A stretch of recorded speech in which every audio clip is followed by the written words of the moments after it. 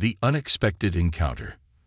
The hum of travelers filled the terminal at Houston Intercontinental Airport, a bustling symphony of rolling suitcases, hurried footsteps, and muffled announcements over the intercom.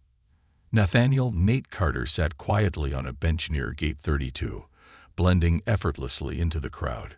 Clad in a simple hoodie, jeans, and scuffed sneakers, he looked like any other passenger waiting for their flight. His soft leather travel bag rested beside him, the worn edges betraying years of use. What no one could see, what Nate never advertised, was that he was the CEO and majority shareholder of Horizon Blue Airlines, a company that had recently taken the aviation industry by storm. Unlike most executives, Nate had never embraced the flashy lifestyle associated with his success. He preferred staying grounded, both in his demeanor and his appearance. This trip was supposed to be simple, a quick flight to Miami, where Horizon Blue was set to announce a groundbreaking partnership. Yet as Nate sat there, flipping through an old paperback novel, he couldn't shake the feeling that today would be anything but ordinary. At the gate desk, a young woman in her 20s named Jessica Alvarez stood nervously behind the counter. It was her first week as a gate agent for Horizon Blue, and the pressure was already getting to her. Her supervisor, a sharply dressed man named Richard Hayes, stood nearby, keeping a watchful eye on her every move. First-class boarding for Flight 627 to Miami will begin shortly, Jessica announced into the microphone, her voice trembling slightly. She glanced at Richard, who nodded curtly, urging her to stay composed. Nate stood, folding the corner of his page before sliding the book into his bag. He grabbed his boarding pass and ID, approaching the gate desk with a calm, unhurried stride. As he stepped forward, Jessica's practiced smile faltered. "Sir," she began, her tone polite, but edged with uncertainty. "This line is for first-class boarding." Nate smiled gently, holding out his boarding pass and ID. "I know. Here you go." Jessica hesitated, her eyes flicking between Nate's face, his boarding pass, and his casual attire. The ticket was marked Seat 1A, First Class, but something about Nate didn't align with the polished image of the typical first-class passenger she had in her mind. "One moment, sir," she said, her voice tight. Jessica turned toward Richard, holding the boarding pass out to him. "There's something unusual about this one." Richard took the ticket, his brows knitting together as he scrutinized it. He glanced at Nate, then back at the pass, his skepticism apparent. "Sir," Richard said, stepping forward, "do you mind if we verify your booking? This ticket seems irregular." Nate tilted his head slightly, curious. "Irregular how? It's a valid ticket. What else do you need to verify?" Richard's smile tightened. "It's just protocol, sir. Please step aside while we confirm a few details." Passengers in line began to murmur, their curiosity piqued by the exchange. Nate felt a flicker of irritation, but kept his composure. He had seen this play out before, not with him directly, but with others. He knew exactly where this was going. "Sure," Nate said, stepping to the side. He leaned against a nearby pillar, observing as Richard walked off to confer with another gate agent. Jessica avoided his gaze, her face a mix of nervousness and unease. Minutes passed, and the murmurs grew louder. Some passengers exchanged knowing glances, others whispered fragments of speculation. "Must have bought it off a third-party site," one man said. "Maybe it's a fake," another chimed in. Nate, unfazed by the whispers, pulled out his phone and dialed a number. The line connected almost immediately. "Dan, it's Nate," he said, keeping his voice low but firm. "I need you at Gate 32. Bring Sarah with you." Jessica noticed Nate on the phone and frowned. "Sir," she said hesitantly, "we ask that passengers refrain from making calls during." Nate raised a hand, his expression calm but resolute. "I think you'll want to hold off on that." Jessica's cheeks flushed, and she stepped back, unsure of how to proceed. Richard returned moments later, his expression hardening as he gestured to the nearby security personnel. "Sir," Richard said, his tone now clipped, "we're going to need to search your bag. Just a precaution." Nate stared at him for a long moment, his eyes narrowing slightly. "You want to search my bag because my ticket doesn't look right to you?" "It's standard procedure," Richard replied, though the defensive edge in his voice betrayed the truth. Nate sighed, slinging his bag off his shoulder and placing it on the counter. "Be my guest." Richard waved over a security officer, who unzipped the bag and began rifling through its contents. Inside, they found little more than a laptop, a notebook, and a neatly folded change of clothes. The officer glanced at Richard and shook his head. "Looks fine to me," the officer muttered, stepping back. Before Richard could respond, two figures approached the gate. Dan Murphy, the COO of Horizon Blue, and Sarah Williams, the airline's regional manager. Both were dressed sharply, their presence commanding immediate attention. "Nate," Dan called out, his voice carrying across the terminal. "Sorry we're late." The murmurs grew louder as passengers began to realize something was amiss. Richard turned toward Dan, his expression shifting from confusion to panic. "You know this man." Dan's eyes narrowed. "Know him?" "Richard, that's Nathaniel Carter. He's the CEO of Horizon Blue." The color drained from Richard's face. Jessica gasped audibly, her hand flying to her mouth. The realization hit them both like a freight train. "Nate," Dan said, ignoring the stunned employees, "what's going on here?" Nate crossed his arms, his calm demeanor now carrying an edge of authority. "I'd like to know the same thing, Dan. I presented my ticket and ID, and they decided it needed extra verification." Dan turned to Richard and Jessica, his expression thunderous. "Is this true?" Jessica stammered, her words tumbling over one another. I thought the ticket looked unusual, and I backed her up," Richard interjected, though his voice lacked conviction. Dan shook his head, disgust evident in his features. "Unbelievable. Both of you, in my office. Now." As Richard and Jessica hurried off, Dan turned back to Nate, his voice softening. "I'm sorry about this, Nate. I'll make sure it's handled." Nate nodded but said nothing, his eyes scanning the faces of the passengers still watching the scene unfold. He didn't need an apology. He needed change. As Nate finally boarded the plane and took his seat in 1A, he couldn't shake the memory of the encounter. It wasn't the first time he'd faced assumptions based on his appearance, and he knew it wouldn't be the last. But this time, he had the power to do something about it. Horizon Blue wasn't just an airline to him.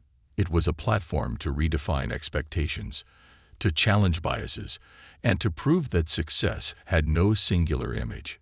He leaned back in his seat, the weight of the moment settling over him like a familiar coat. Above the clouds, his mission became clearer than ever. This wasn't just about flying people from one place to another. It was about changing how they saw the world and each other. The foundation of change. The faint hum of the plane's engines resonated through the cabin as the aircraft leveled off at cruising altitude. Nate sat in 1A, his thoughts swirling like the clouds outside the window. He tapped his fingers lightly on the armrest, his mind replaying the encounter at the gate over and over. It wasn't the embarrassment or the inconvenience that bothered him most. It was the principle of it, the systemic problem that allowed moments like these to exist. He could have brushed it off, chalking it up to an inexperienced agent and an overzealous supervisor. But he knew better. This was a symptom of something deeper, something he'd encountered all his life. "Mr. Carter." A voice broke his thoughts. Nate turned to see a flight attendant standing beside him, her expression a mix of professionalism and apprehension. Her name tag read Emily Parks. "Yes," Nate responded, his tone calm but curious. "I just wanted to check if there's anything you need," Emily said. Her eyes flicked briefly to his face, then quickly away, as if she wasn't sure how to address him. "If there's anything I can do to make your flight more comfortable." Nate studied her for a moment. He could sense the hesitation in her voice, The careful choice of words. She had likely heard what had happened at the gate. "Thank you, Emily," Nate said, offering a reassuring smile. "I'm fine for now, but I do appreciate you checking in." She nodded, her posture relaxing slightly, and moved on to assist another passenger. Nate leaned back in his seat, exhaling slowly. He wasn't one to let his emotions show, but inside, a fire was building. This wasn't the first time he had been underestimated. It wasn't even the first time this month, but it was a stark reminder of why he built Horizon Blue in the first place. 15 years earlier, Nate had been a young man fresh out of college, trying to break into an industry dominated by old money and entrenched power. His first real encounter with discrimination had been at an airline check-in counter, where he had been denied boarding because the staff doubted the authenticity of his ticket. At the time, he hadn't had the resources or influence to challenge the system, but he'd never forgotten the humiliation of standing there, surrounded by judgmental stares, as his dreams slipped further out of reach. Hours later, the plane landed smoothly at Miami International Airport. Nate disembarked with the other passengers, stepping into the humid Florida air. He made his way through the terminal, his assistant Dan waiting for him near the baggage claim. "Rough flight?" Dan asked as Nate approached. "The flight was fine," Nate replied. "The gate? Not so much." Dan frowned, falling into step beside Nate as they walked toward the car service waiting outside. "I've already spoken to Richard and Jessica. HR will handle their disciplinary review." "Good," Nate said, his voice firm. "But this isn't just about them, Dan. It's about us. It's about Horizon Blue." Dan raised an eyebrow. "What are you thinking?"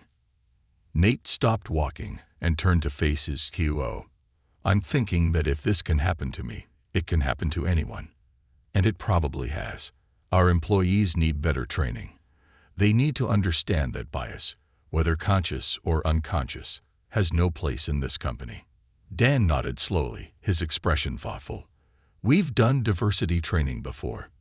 "Not enough," Nate interrupted. "We need more than just workshops and handouts. We need a cultural shift. That means deeper training, clearer accountability, and stronger leadership from the top down." Dan crossed his arms, considering Nate's words. "That's a big ask. We'd need to overhaul a lot of our processes, not to mention the budget it'll require." "Dan," Nate said, his voice steady, "what's the point of building this company if we're not willing to stand for something bigger? If we don't fix this now, it's only a matter of time before it happens again, maybe to someone who doesn't have the resources or the voice to fight back." Dan sighed, but there was a flicker of admiration in his eyes. "You're right. You always are. I'll start drafting a plan." That evening, Nate arrived at Horizon Blue's Miami headquarters, a sleek glass building overlooking Biscayne Bay. Inside, a team of executives and managers had gathered in the main conference room, awaiting Nate's arrival. They were here for the announcement of a new partnership, a major deal that would expand Horizon Blue's fleet and routes, but Nate had something else on his mind. As he stepped into the room, the chatter quieted. All eyes turned to him. "Good evening," Nate began, setting his leather bag down on the table. "Before we dive into today's agenda, I need to address something important." The room tensed. Nate rarely started meetings this way, and the serious tone in his voice commanded attention. "This morning," he continued, "I was denied boarding at one of our gates, not because my ticket wasn't valid, but because someone made an assumption about me, about how I looked, about how I was dressed." A murmur rippled through the room. Nate raised a hand, silencing it. "Now, I'm not here to name names or assign blame," he said, "but I need all of you to understand what this means. If this can happen to me, the CEO of this company, then it can happen to anyone. And that's not acceptable." He paused, letting his words sink in. Horizon Blue was built on the idea that air travel should be accessible, inclusive, and dignified for everyone. But we can't claim to stand for those values if our own employees aren't living up to them. One of the executives, a woman named Evelyn Chung, raised her hand. "What are you proposing, Nate?" "I'm proposing a company-wide overhaul," Nate said. "Comprehensive bias training, new protocols for gate agents and frontline staff, and a zero-tolerance policy for discrimination. This won't be a one-time initiative. It'll be a permanent part of our culture." The room fell silent. Finally, another executive, Mark Davis, spoke up. "It's ambitious," he said cautiously, "but necessary. What's the timeline?" "As soon as possible," Nate replied. "Dan will lead the initial planning phase, but I want all of you involved. This isn't just an HR issue. It's a leadership issue. It starts with us." The executives exchanged glances, nodding in agreement.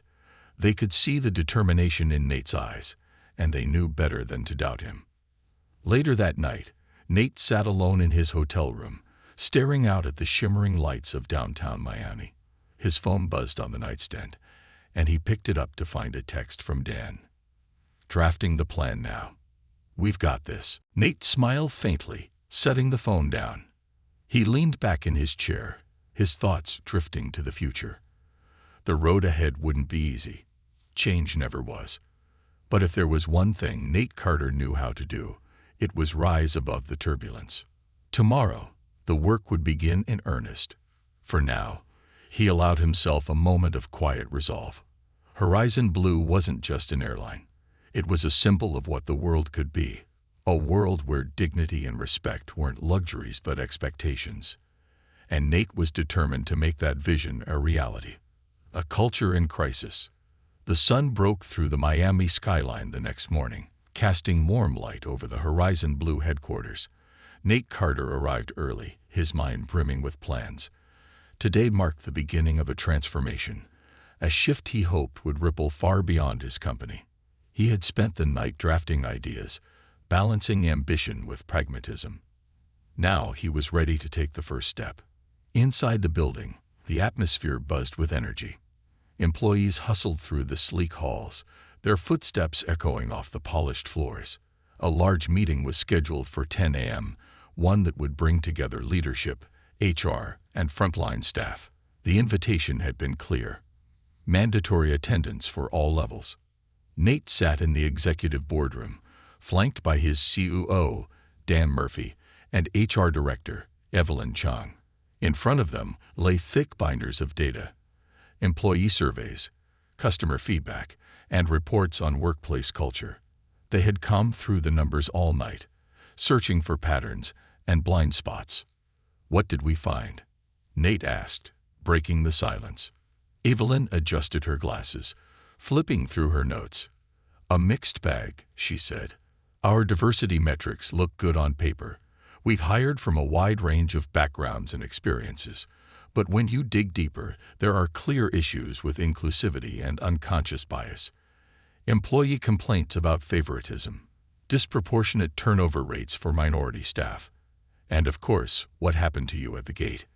Dan sighed, leaning back in his chair. "So we've got diversity without equity or inclusion. A classic problem." Nate nodded. "Exactly. And fixing it won't be easy." Evelyn hesitated, her tone turning cautious. "Nate, we should expect some pushback. Not everyone's going to embrace this change, especially at the frontline level. Some employees might see it as overreach or even a personal attack." "Then we make them understand," Nate said firmly. "This isn't about politics or quotas. It's about basic human decency. If they can't get behind that, then maybe this isn't the company for them." Dan raised an eyebrow. "You're prepared to lose people over this?" Nate met his gaze, unflinching. "If that's what it takes to create a better culture, yes. But I hope it won't come to that." By 10 a.m., the auditorium was filled with over 200 employees, ranging from gate agents and flight attendants to corporate executives. The air buzzed with curiosity and, in some cases, skepticism. Many had heard rumors about the gate incident, but details were scarce. They were eager to hear directly from the CEO. Nate stepped onto the stage, his presence commanding immediate attention. He adjusted the microphone, scanning the room before speaking. "Good morning," he began, his voice calm but resolute. "Thank you all for being here. I know some of you are wondering why this meeting is happening, and I want to get straight to the point." He paused, letting the silence build. "Yesterday, I was denied boarding on one of our flights, not because of an error with my ticket, but because of how I looked. Someone decided that I didn't fit their idea of a first-class passenger." A ripple of murmurs spread through the room. Nate raised a hand, quieting them. "This wasn't the first time I've experienced something like this, and unfortunately, it probably won't be the last. But what makes this incident different is that it happened at Horizon Blue, at a company I built to stand for inclusivity and respect. That's what hurts the most." The murmurs ceased. Every eye was fixed on him now. "I'm not here to assign blame," Nate continued. "I'm here to talk about how we move forward. What happened to me is part of a larger issue, one that affects not just our company, but our industry and society as a whole. And it's our responsibility to lead the way in addressing it." He glanced at the front row, where Richard Hayes and Jessica Alvarez sat. Both looked uncomfortable but attentive. "Starting today," Nate announced, "Horizon Blue will embark on a company-wide initiative to root out bias and foster a culture of inclusivity. This will include mandatory training, new hiring practices, and updated protocols for customer service. But more importantly, it will require a change in how we think and how we treat each other." He let the words sink in before concluding, "I know this won't be easy. Change never is. But I believe in this company, and I believe in all of you. Together, we can create something better." The room erupted into applause. Some clapped enthusiastically, while others joined in hesitantly, their expressions guarded. Nate stepped off the stage, his heart pounding. The speech had gone well, but he knew words alone wouldn't be enough. The real challenge lay ahead. Over the next few weeks, Horizon Blue rolled out its new initiatives. Evelyn led a team to develop a comprehensive bias training program, consulting with psychologists and diversity experts to ensure the material was impactful. The program included interactive workshops, role-playing scenarios, and personal reflection exercises. Employees were required to complete the training within 90 days, with additional sessions scheduled for managers and supervisors. At the same time, Dan spearheaded a review of company policies, focusing on recruitment, promotions, and customer interactions. The goal was to identify and eliminate any practices that allowed bias to persist, whether intentionally or unintentionally. Meanwhile, Nate made it a point to meet with employees at all levels, holding small group discussions and listening sessions. He wanted to hear their experiences, both the good and the bad, and use that feedback to guide the company's next steps. One of these sessions took place in the break room of Horizon Blue's Miami hub. Nate sat around a table with a mix of gate agents, mechanics, and baggage handlers. The atmosphere was casual, but charged with tension. "Let's be honest," Nate said, leaning forward. "How many of you have seen or experienced bias in this company?" A few hands went up hesitantly. Others avoided eye contact. "Don't be afraid to speak up," Nate urged. "This is a safe space." A young mechanic named Lewis finally broke the silence. "I've been here 3 years," he said, his voice steady, "and I've seen things that don't sit right with me. Like how some of the supervisors treat us compared to other employees. It's subtle, but it's there." Another employee, a gate agent named Mia, nodded. "Yeah, I've noticed it too. And sometimes it's the passengers. They'll say things or make assumptions about who we are based on how we look." Nate listened intently, taking notes. "Thank you for sharing," he said. "This is exactly why we're doing this. It's not just about fixing one incident. It's about creating a culture where everyone feels valued and respected." As the conversation continued, more employees opened up, sharing stories of microaggressions, favoritism, and systemic challenges. Nate left the session with a clearer understanding of the work ahead and a renewed determination to see it through. Back at the executive level, resistance began to surface. Some senior managers grumbled about the cost and scope of the changes, arguing that the company was overcorrecting for an isolated incident. Do we really need to go this far? One executive asked during a leadership meeting. We're running a business, not a social experiment. Nate fixed him with a steely gaze. If you think this is just about one incident, you're missing the point. This is about who we are as a company. If we don't take this seriously, we risk losing the trust of our employees, our customers, and our partners. Is that a risk you're willing to take? The executive muttered something under his breath, but said no more. By the end of the month, the first wave of training sessions was complete.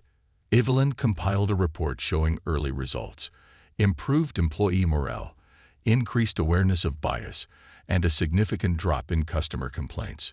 It was a promising start, but Nate knew the journey was far from over. One evening, as he reviewed the report in his office, his phone buzzed with a message from Evelyn. Richard and Jessica want to meet with you. They have something to say. Nate stared at the message for a moment before typing his response. Set it up. The meeting was scheduled for the following week. Nate didn't know what to expect, but he was ready. For him, this wasn't just about accountability. It was about redemption. As he closed his laptop and gazed out the window at the Miami skyline, he thought about the future. Horizon Blue had taken its first steps toward change, but there was still a long way to go. Nate was ready for the challenge. After all, true leadership wasn't about avoiding turbulence. It was about navigating through it, redemption and reckoning. The following week, the meeting with Richard Hayes and Jessica Alvarez was set to take place in a modest conference room on the 12th floor of Horizon Blue's Miami headquarters. The room was deliberately chosen for its lack of grandeur. Nate Carter wanted this meeting to feel less like a corporate tribunal and more like a candid conversation. Still, the tension in the air was palpable. Nate arrived early, as was his habit. He sat at the head of the long glass table, reviewing notes on the progress of the company's inclusivity initiatives. The first wave of bias training had yielded positive feedback, and the second phase was already in motion. Still, Nate knew that a true cultural shift required addressing specific incidents, starting with the one involving Richard and Jessica. The door opened, and Evelyn Chang entered, carrying a slim binder. She took a seat beside Nate, offering a supportive nod. Moments later, Richard and Jessica walked in. Both looked noticeably more subdued than usual. Richard's typically confident demeanor had been replaced with an air of apprehension, while Jessica clutched a notebook tightly, her knuckles white. "Good morning," Nate said, his voice calm but firm. He gestured toward the chairs opposite him. "Please, have a seat." They sat down, the silence stretching awkwardly until Evelyn spoke. "Thank you both for coming. This meeting is an opportunity to discuss what happened, reflect on its impact, and explore ways to move forward." Richard cleared his throat, but it was Jessica who spoke first. "Mr. Carter, she faltered, her voice breaking slightly. "I just want to say how deeply sorry I am for what happened at the gate. I was wrong to make assumptions about you, and I take full responsibility for my actions." Nate nodded, his expression unreadable. "Thank you, Jessica. I appreciate your apology. But I'd like to understand more about what led to that moment. What was going through your mind when you saw me at the gate?" Jessica hesitated, her eyes darting to Richard for reassurance. When none came, she took a deep breath and answered, "Honestly, I think I panicked. You didn't look like what I thought a first-class passenger would look like, and when I couldn't reconcile that, I assumed the ticket must be fake. I wasn't thinking about what that assumption said about me, or how it would affect you." Nate leaned forward slightly, his gaze steady. "And what do you think that assumption says about you, Jessica?" She swallowed hard. "That I have biases I didn't realize. Biases I need to confront." Nate nodded again, this time with a flicker of approval. He turned to Richard, who had been uncharacteristically silent. "Richard, you've been with the company a long time. Why did you back Jessica's actions without questioning them?" Richard shifted uncomfortably in his seat. I trusted her judgment. She's a strong employee, and I assumed she had a valid reason for her concerns. But he trailed off, his shoulders slumping. I realize now that I didn't do my due diligence. I should have taken a step back and evaluated the situation objectively instead of reacting on instinct. Instinct, Nate repeated, his tone neutral. And what do you think your instinct was based on? Richard's face reddened. Bias, he admitted. I made a judgment call based on what I thought a first-class passenger should look like, and that judgment was wrong. The room fell silent for a moment, the weight of their words settling like a thick fog. Then Nate spoke, his voice calm but charged with emotion. What happened at that gate wasn't just a mistake. It was a symptom of a much larger problem, a problem that extends beyond you two, beyond this company, and into the culture we live in. But as employees of Horizon Blue, we have the power to change that culture. And that starts with accountability. Richard and Jessica nodded, their expressions solemn. Evelyn, Nate said, turning to the HR director. What's the status of their training? Evelyn opened her binder. Both Richard and Jessica have completed the first phase of bias training and have volunteered for additional sessions in the next round. Jessica has also signed up to participate in our community outreach program, and Richard has expressed interest in mentoring younger employees. Nate looked back at them, his gaze piercing. You've taken the first steps, and I commend you for that. But understand this. Accountability isn't a one-time event. It's a continuous process. The way forward won't be easy, but it's necessary. I expect both of you to lead by example from now on. Yes, sir, Jessica said earnestly. Richard nodded, his voice low but firm. We will. Nate studied them for a moment, then stood. That's all for now. Thank you for your time. As they left the room, Evelyn turned to Nate. What do you think? They're sincere, Nate said after a pause. But sincerity alone won't fix this. We'll see how they perform in the coming months. Meanwhile, Horizon Blue's new initiatives were beginning to take root. The bias training program had expanded, incorporating virtual reality scenarios that allowed employees to experience customer interactions from different perspectives. The feedback was overwhelmingly positive, with many participants describing the experience as eye-opening. The company also launched a mentorship program aimed at fostering connections between employees from diverse backgrounds. Senior staff were paired with junior employees, creating opportunities for mutual learning and growth. Jessica became a vocal advocate for the program, often sharing her own experiences to encourage others to participate.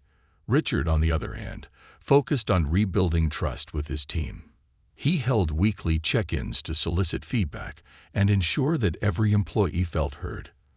Though his reputation had taken a hit, his efforts to improve were evident and appreciated.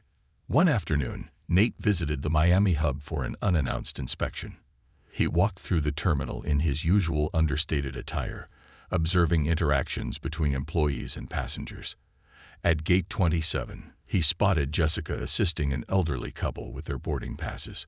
Her demeanor was warm and professional, a stark contrast to the nervous energy she had exuded during their first encounter. As the couple boarded, Jessica turned and saw Nate watching. She approached him, her expression a mix of surprise and determination. "Mr. Carter," she said, "I didn't expect to see you here." "I like to keep an eye on things," Nate replied with a small smile. "How are you doing?"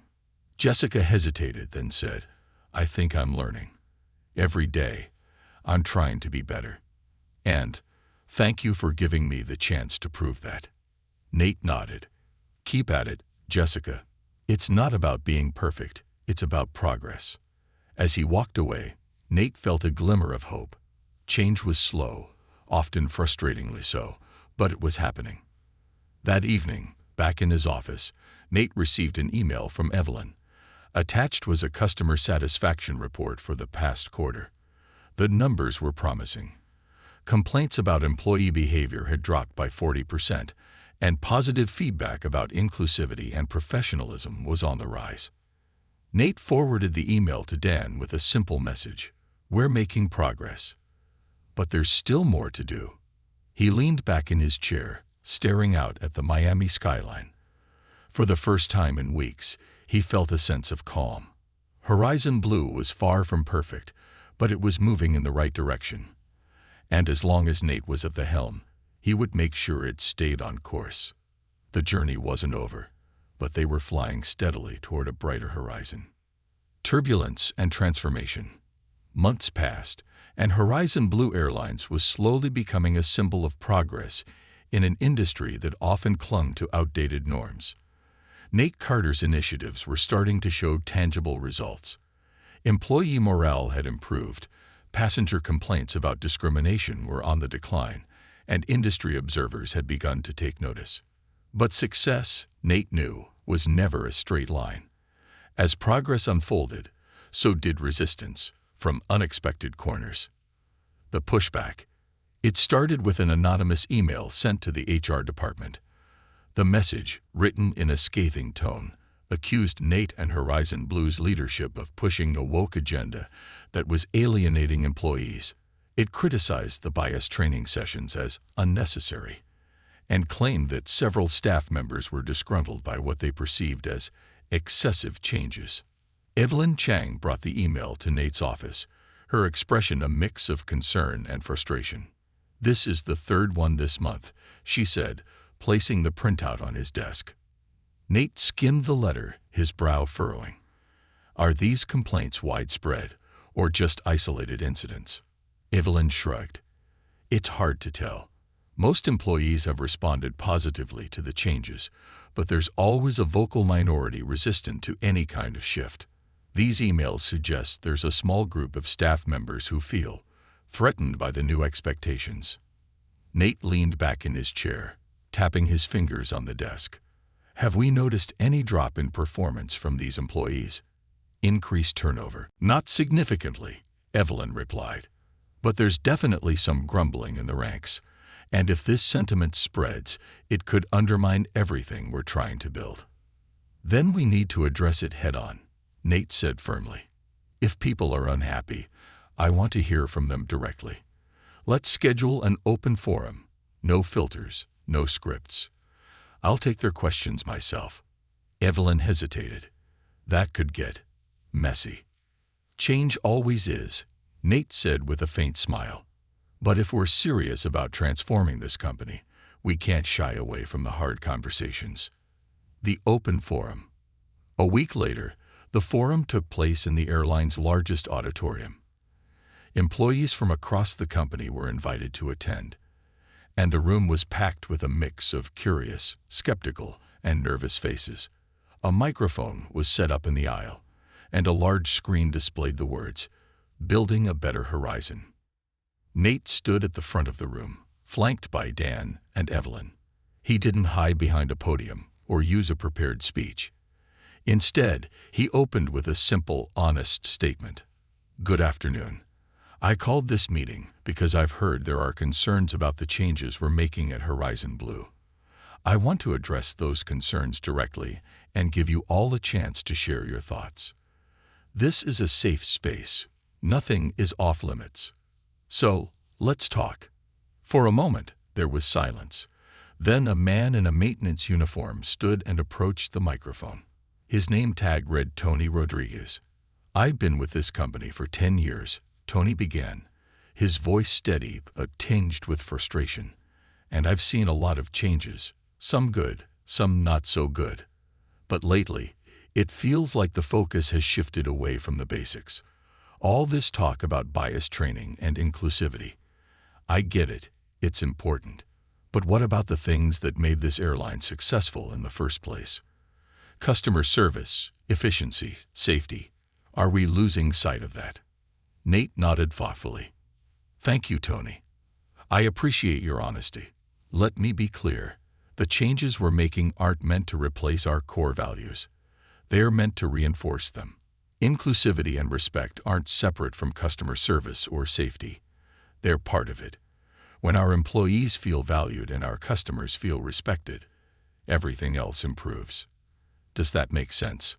Tony hesitated, then nodded slowly. I guess I hadn't thought of it that way. Another employee, a young flight attendant named Kayla, stepped up next. Her voice trembled as she spoke. I've had passengers make awful comments about me because of my accent or how I look. And before the training, I didn't feel like the company had my back. But now, I feel like things are starting to change. I just hope it lasts. It will last, Nate said, his tone firm. Because we're building a system that doesn't rely on individuals, it relies on shared values. And those values are here to stay. As the forum continued, more employees shared their thoughts, some critical, some supportive, all passionate. By the end of the session, the room felt lighter, as if a collective weight had been lifted. Nate left the stage exhausted but optimistic. A personal visit. The next day, Nate made an unannounced trip to the Denver hub, one of Horizon Blue's busiest locations. He wanted to see firsthand how the changes were being received at the ground level. Dressed in his usual understated attire, he wandered the terminal, observing interactions between employees and passengers. At Gate 14, he spotted Richard Hayes assisting a group of travelers. Richard's demeanor had shifted noticeably since their confrontation months earlier. He greeted each passenger with genuine warmth, going out of his way to ensure their needs were met. When he noticed Nate watching, he approached, his expression both nervous and proud. "Mr. Carter," Richard said, "I didn't expect to see you here." "I like to keep an eye on things," Nate replied with a faint smile. "How are you holding up?" Richard hesitated, then said, "I'll be honest, it's been a challenging few months, but it's also been eye-opening. The training, the mentorship program, it's changed the way I look at my job and at people." Nate studied him for a moment. "And do you think the changes we're making are worth it?" "Absolutely," Richard said without hesitation. "I didn't see it at first, but now, I get it. It's not just about avoiding mistakes. It's about creating something better. A ripple effect." As Horizon Blue continued its transformation, the airline began to attract attention from outside the industry. Journalists wrote glowing profiles about the company's efforts to tackle systemic bias, while activists praised its commitment to inclusion. Nate was invited to speak at conferences and panels, sharing the lessons he'd learned along the way. But the most rewarding moments came from within. Employees who had once been skeptical were now leading initiatives of their own, developing new training modules, organizing cultural awareness events, and mentoring colleagues. Jessica Alvarez, in particular, had become a driving force behind the company's diversity outreach program, earning widespread respect for her dedication. One evening, as Nate prepared to leave the office, he received an email from a passenger. The subject line read, "Thank you for making a difference." The message described a recent flight in which a gate agent had gone out of their way to accommodate a family with special needs. The passenger praised the agent's compassion and professionalism, calling it a testament to the company's values. Nate forwarded the email to Dan and Evelyn with a single note, "This is why we do it." The challenges ahead. Despite the progress, Nate knew the work was far from over. Resistance would continue, both within the company and beyond. But he was ready for the challenge. Horizon Blue wasn't just an airline. It was a beacon of what was possible when businesses prioritized humanity over profit. Late one night, as he sat alone in his office, Nate reflected on the journey so far. He thought about the young man he had been, standing outside an airport terminal years ago, humiliated but determined. He thought about the people who had doubted him, the obstacles he'd faced, and the promises he'd made to himself. And he thought about the future, a future where every passenger, every employee, and every leader understood the power of respect and inclusion. The road ahead was long, but Nate wasn't afraid. After all, true progress required persistence, and Nate Carter had plenty of that to spare. A legacy in the making. The next chapter in Horizon Blue's transformation unfolded in a year filled with milestones and challenges. For Nate Carter, every success was a step closer to realizing the vision that had been born from his own struggles. Yet with progress came growing pains, proof that change, no matter how necessary, would never be universally accepted without a fight. The summit. A year after the infamous gate incident that sparked it all, Horizon Blue was selected to host the Global Aviation Leadership Summit. It was an honor that no one could have imagined for an airline that, just a decade earlier, had been dismissed as a newcomer in a crowded industry. The summit was set to take place in Chicago, a symbolic choice for Nate. This was where he had pitched his first big idea years ago, an experience marred by rejection and doubt. Now he would stand before some of the most powerful figures in the aviation world as a peer, a leader, and an agent of change. On the morning of the summit, the city was alive with activity. At the grand ballroom of the conference center, delegates from airlines, regulatory bodies, and advocacy groups filled the space. The theme of the summit was emblazoned on banners throughout the venue. The future of inclusive aviation. Nate was the keynote speaker, and his address was the most anticipated part of the event. As he stepped onto the stage, the room erupted in applause. He took a moment to soak it in, then began. "Good morning," he said, his voice steady and clear. "When I founded Horizon Blue Airlines, I had a simple dream: to create an airline where everyone, employees and passengers alike, felt valued and respected. It was a dream born not just from ambition, but from experience, from knowing what it feels like to be underestimated, dismissed, or excluded." He paused, letting the weight of his words settle. Over the past year, Horizon Blue has undergone a transformation. We've implemented training, re-examined our policies, and created a culture that prioritizes humanity as much as profitability. It hasn't been easy. There have been missteps, resistance, and moments when I questioned whether we were doing enough. But today, I stand before you with proof that change is not only possible, it's necessary. The audience hung on his every word as he outlined the tangible results of Horizon Blue's initiatives: increased employee retention, higher customer satisfaction scores, and a surge in revenue driven by repeat customers who praised the airline service. But this isn't just about numbers, Nate continued. It's about the stories. The flight attendant who now feels empowered to report harassment without fear. The gate agent who took the time to ensure a passenger with disabilities had everything they needed to travel comfortably. The passenger who told us they felt seen, not as a number or a ticket, but as a person. These stories are what define us. He concluded with a challenge. The future of aviation is in our hands. Let's make it a future where inclusion is the standard, not the exception, where the skies truly belong to everyone. The room erupted in a standing ovation. As Nate stepped down from the stage, he felt a deep sense of fulfillment, but also a renewed determination. The work was far from over. The resistance peaks. Despite the summit's success, not everyone was on board with Horizon Blue's transformation. A small but vocal faction of employees and industry critics accused Nate of overcorrecting and alienating traditional customers. Online forums buzzed with debates, some praising the airline's efforts, others mocking them. One particularly harsh article appeared in a major industry publication, accusing Nate of sacrificing efficiency for social engineering.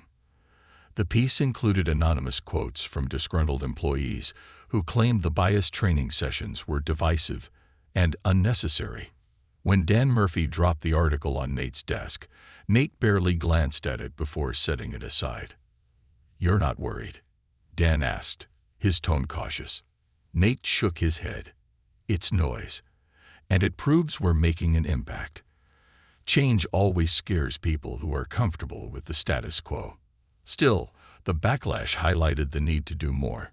Nate called an emergency meeting with Evelyn and the executive team. "We need to double down on communication," he said. "Employees need to understand why we're doing this, not just in theory, but in practice. Let's create a series of videos featuring real stories from our staff and passengers. Show them the human side of what we're building." Within weeks, the campaign launched. One video featured a passenger, a single mother who shared how a flight attendant's kindness turned a chaotic trip into a moment of relief. Another highlighted Lewis, the mechanic who had spoken up during the open forum, explaining how mentorship had changed his perspective on his job. The campaign went viral, earning praise from customers and even silencing some critics. It reminded everyone, from employees to the public, why Horizon Blue's mission mattered. A surprise visitor. One afternoon, as Nate worked in his Miami office, his assistant knocked on the door. "You have a visitor," she said. "Who is it?" Nate asked, glancing at his packed schedule. "It's Karen Mitchell," she replied, hesitation in her voice. Nate froze. Karen Mitchell, the gate agent who had been at the center of the incident that started it all. She had resigned shortly after the events, citing personal reasons. Now, months later, she was standing in Nate's reception area. "Send her in," Nate said after a pause. Karen entered, her posture stiff and her expression wary. She looked different, older, more subdued. For a moment, neither spoke. "Mr. Carter," she began, her voice soft. "Thank you for seeing me. I wasn't sure if you would." "Why are you here, Karen?" Nate asked, his tone even. Karen took a deep breath.